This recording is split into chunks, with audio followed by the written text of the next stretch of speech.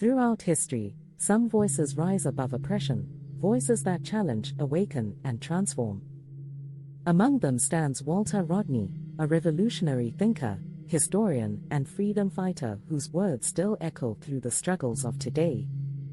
In this video, we revisit some of Walter Rodney's most powerful quotes, words that remind us that knowledge is a tool for resistance, and that true greatness lies in the struggle for freedom. Let's go. 1. By what standard of morality can the violence used by a slave to break his chains be considered the same as the violence of a slave master? This quote questions moral equivalence. The idea that all violence is equally wrong regardless of its cause by contrasting two kinds of violence. The violence of the slave master, which was used to dominate, exploit, and maintain power over others. Its oppression was rooted in greed, cruelty, and injustice. And the violence of the slave breaking his chains, which was used to resist, to reclaim dignity and freedom. It was liberation rooted in necessity, courage, and the pursuit of justice. Dr. Rodney argues that it is morally false to equate the two, because the oppressor's violence sustains injustice, while the oppressed person's resistance seeks to end it. The message, a moral code that condemns both the oppressor and the oppressed equally, is not moral, it is a tool of oppression itself. 2.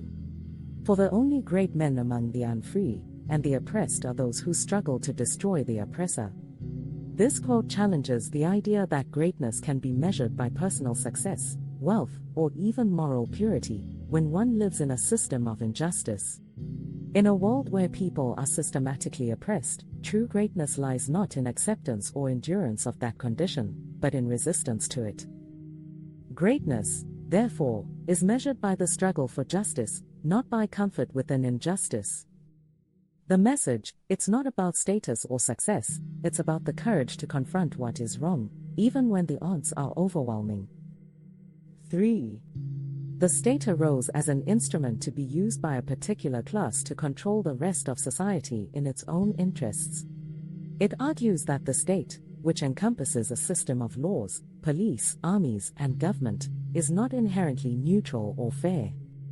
Instead, it was created and shaped by those with economic or social power, a dominant class, to protect their interests and maintain control over others.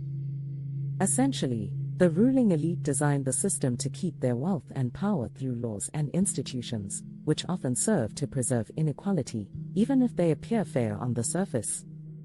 What we call order may often be a form of organized domination. The message, true justice, requires questioning who benefits from the rules and who suffers under them. 4. The presence of a group of African sellouts is part of the definition of underdevelopment.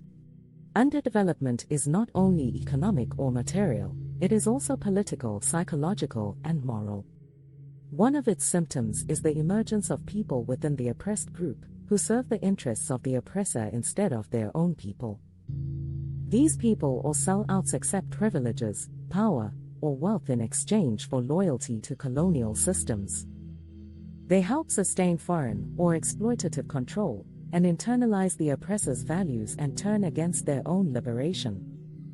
The message, a nation cannot develop if its leaders or elites serve the interests of others instead of their own people. 5. If there is to be any proving of our humanity, it must be through revolutionary means. Here, Dr. Rodney rejects the idea that the oppressed should have to prove their humanity through patience, obedience, or assimilation into systems built on their dehumanization. Instead, he declares that revolution, the act of rising up to claim equality, justice, and self-determination, is the only authentic way to demonstrate human worth.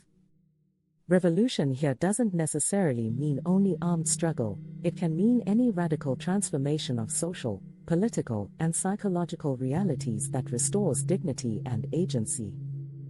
The message, revolution, is an act of self-respect. Refusing injustice and asserting freedom are proofs of human value and consciousness. As we close, Walter Rodney's words were more than ideas, they were a call to rise. He reminded us that liberation begins in the mind, but it must live through action.